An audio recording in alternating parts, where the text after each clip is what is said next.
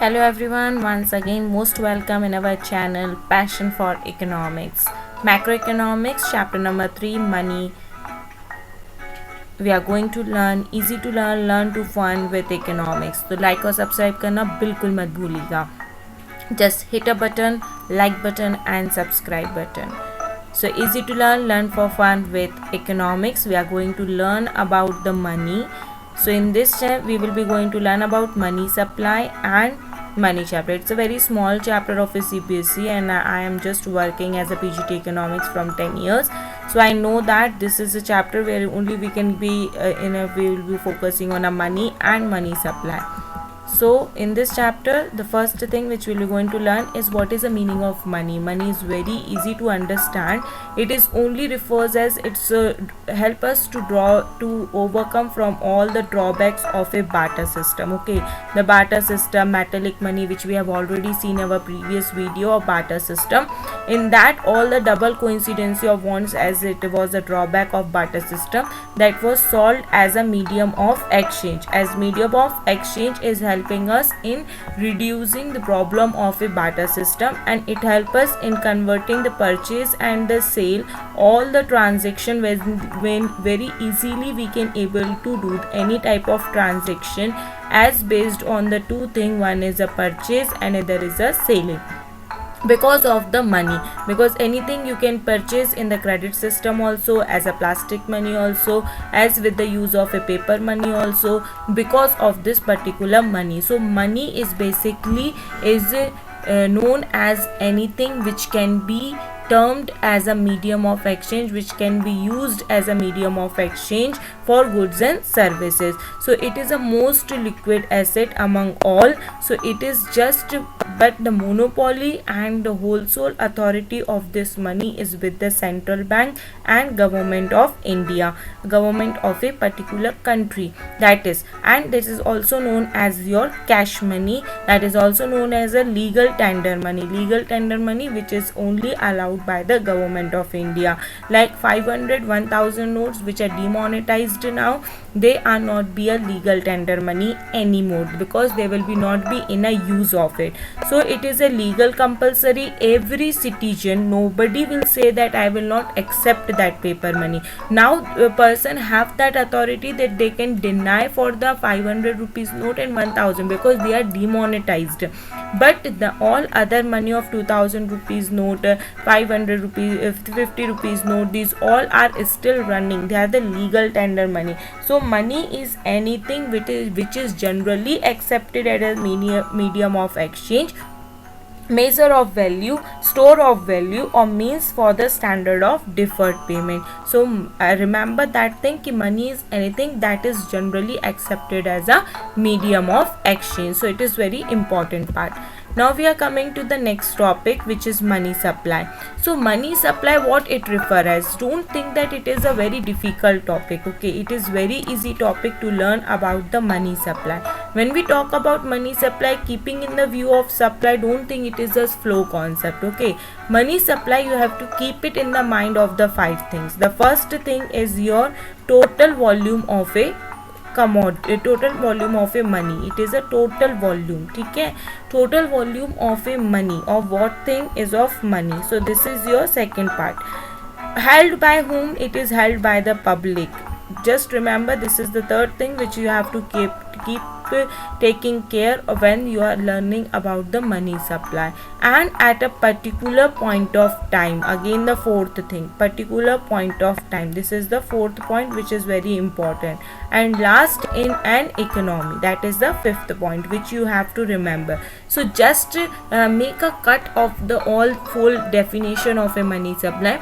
Money supply refers to the total volume of money held by a public at a particular point of time in an economy. So first thing, total volume. Second thing, money. Third thing, public. Fourth thing, particular point of time in the economy. So what it does mean is that कि एक particular समय पे economy में public के पास कितना पैसा है.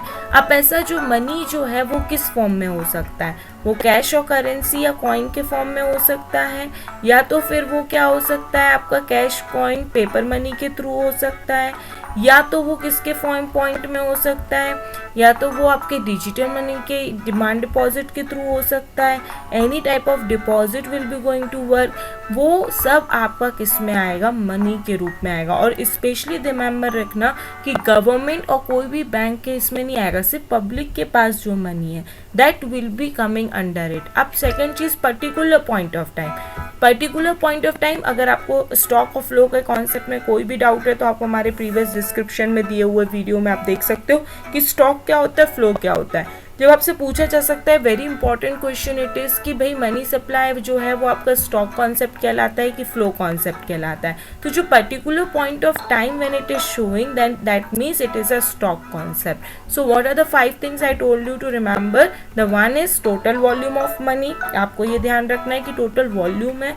दूसरी चीज मनी का, third thing which you need to remember is held by a public, किसके पास रहेगा ये, पब्लिक के पास। फोर्थ पॉइंट आपको दिमाग में रखना है कि पर्टिकुलर पॉइंट ऑफ टाइम की बात कर रहे हैं, मतलब ये स्टॉक कॉन्सेप्ट है और ये होल इकोनॉमी की बात हो रही है। तो यहाँ पर आपको दिमाग में रखना है कि इस पॉइंट में ये ध्यान रखना है कि गवर्नमेंट और सेंट्रल बैंक जो है उसको अकाउंट में नहीं लेते हैं, मनी सप्लाई के अकाउंट में सिर्फ पब्लिक का जाता है, बैंक और सेंट्रल बैंक और गवर्नमेंट का कोई भी पैसा इसमें इंक्लूड नहीं होता है। The money is not actual circulation in the economy, actual circulation नहीं बताता है, hence does not report also about the monetary policy. Second thing आपको ध्यान में रखना है कि यहाँ पर क्या क्या चीज़ें आपकी मेन सोर्स में आती हैं, तो जो ऑल कॉइन्स जो कि गवर्नमेंट प्रोड्यूस करती है, 1 rupee note that is RBI issuing it, all paper currency and commercial bank which create the credit as per the demand deposit. तो ये सब चीज़ें इंक्लूड होती हैं, these all things going to be include and these things will not be going to be include, that is government and bank. और याद रखना because it is a particular point of time this concept will be known as your stock concept, this will be known as your stock concept, this you have to take care in your mind, ठीक है। So I hope it is very easy to understand the 5 things. Total volume of money किसके पास रहेगा, public के पास, किस time पे रहेगा, particular point of time के पास, और कहाँ पर रहेगा, in an economy. So this is very, if you are able to understand please like और सब्सक्राइब करना मत भूलेगा। अब इसको मनी सप्लाई जो होता है इसमें मेजर्स होते हैं।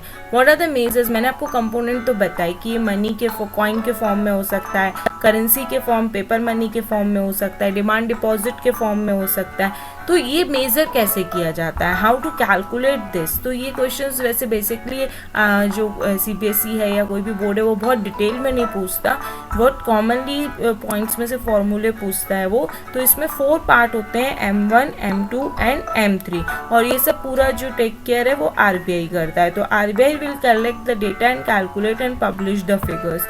सो एज आई ऑलरेडी नो कि मैं ये पूरे जो डेटा है आपको जो मैं लाती हूँ, as I am already a teacher, तो आई प्रेफर कि ये जो चीज़ है वो आपको संदीप गर्ग, TR जैन जो बेसिक रेफरेंस बुक्स हैं उनसे आपको मिल सकें। So here we are coming with the first formula with the money supply. Money supply first formula here you can see is the currency and coin with public, currency and coin whatever it is there with the public. Second is the demand deposit. Demand deposit as the deposit which is known as for the current account, whatever deposit you are doing anytime can be withdraw, anytime you can deposit. You will not get in this type of deposit any type of rate of interest. So that is demand deposit. And other deposit with RBI. अगर आप RBI के पास और कोई भी deposit करते हैं तो वो भी किस में इंक्लूड होगा, आपके M1 में इंक्लूड होगा। तो M1 जो होता है वो बहुत लिक्विड होता है, मोस्ट लिक्विड एसेट माना जाता है, इजीली लिक्विड हो सकता है। तो ये आप देख सकते हैं, it is kept with the RBI। तो this is the M1, the first formula of it. The second one we are talking about here is M2. M2 when we talk about it, here all the component of M1 which we have learned just now in the previous slide उसमें ले लेंगे, साथ ही साथ saving, deposit of the post office saving. ठीक है, post office saving के जितना भी सेविंग डिपॉजिट हम करते हैं वो भी इसमें इंक्लूड हो जाएगा। आप देखते हो कि पोस्ट ऑफिस सेविंग अकाउंट होता है, हर जगह होता है, आप किसी भी एरिया में देख लेंगे तो वहाँ पर भी हम डिपॉजिट्स करते हैं। तो पब्लिक के जितने भी डिपॉजिट्स वहाँ पर है as a saving deposit plus M1 उसमें किस में आएगा, आपका M2 मेजरमेंट में आएगा। ठीक है, next we are talking about here is a M3। M3 का जो फॉर्मूला होता है उसमें अपना M1 आता है, फिर M1 में क्या क्या चीज़ें आती हैं, currency plus coin held with the public, second commercial bank के पास जो डिमांड डिपॉजिट होता है, और third other deposit with RBI, जो RBI के पास अदर डिपॉजिट। इसके अलावा हम यहाँ पर टाइम डिपॉजिट भी लेते हैं। टाइम डिपॉजिट किसको बोलते हैं, इसमें हम it is another name of a fixed deposit. ये फिक्स्ड डिपॉजिट का अनदर नेम है जो हम कमर्शियल बैंक के साथ कीप करते हैं।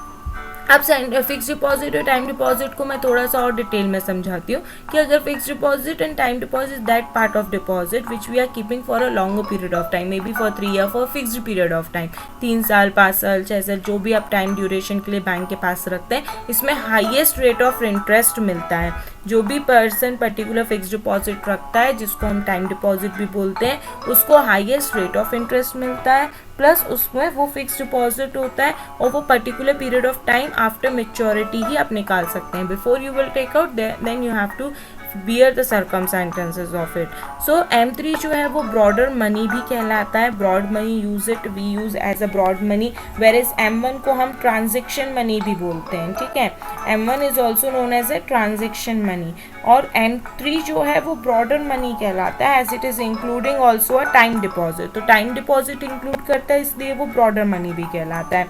अब जो हमारा लास्ट बचता है वो आपका क्या कहलाएगा, M4। M4 में जब हम बात करते हैं यहाँ पर, तो M4 में M3 के पूरे कॉन्सेप्ट आते हैं। तो M3 का फॉर्मूला क्या होता है हमारे पास, M3 का फॉर्मूला यहाँ पर अपन ने पढ़ा कि M1 प्लस टाइम डिपॉजिट।